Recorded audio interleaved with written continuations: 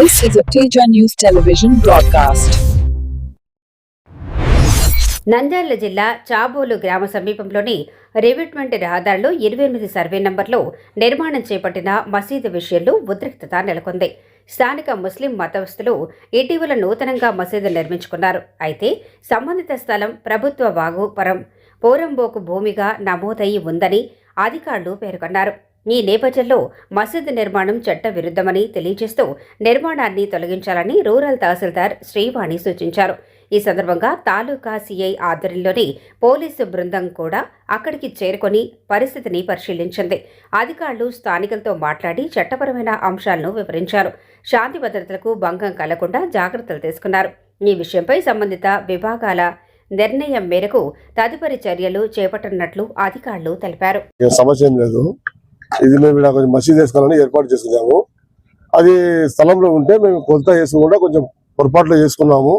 వేసుకుంటే కొంచెం వేరే సర్వే నెంబర్లకి 1 సెంటు అట్లా పడింది, సెట్ వేసింది.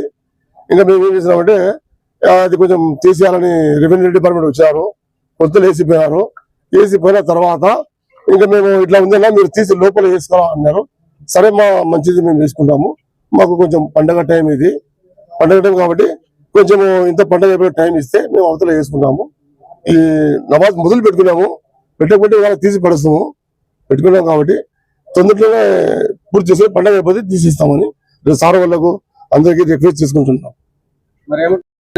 మేము ఏమైనా అసలు మా స్థలమే అని వేసుకున్నాం.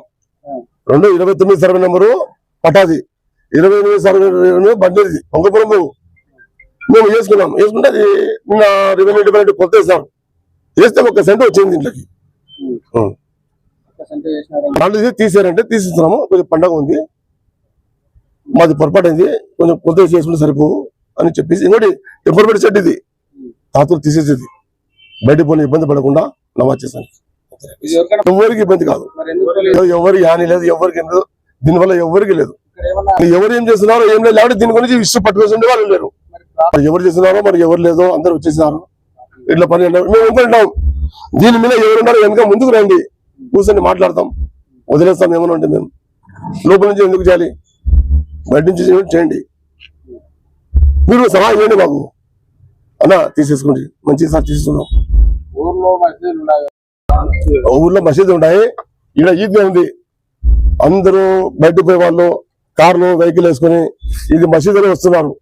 ఇక్కడ మసీదులో వస్తున్నారు, మసీదు లేదు, జనం ఇబ్బంది పడుతున్నారు. ఈ నుంచి వచ్చిన వాళ్ళకు సౌకర్యం ఉంటుంది. ఒకప్పుడే నమాజ్ చేసుకుని ఏర్పాటు చేయడం తప్ప లేకపోతే వేరేది ఏంటి.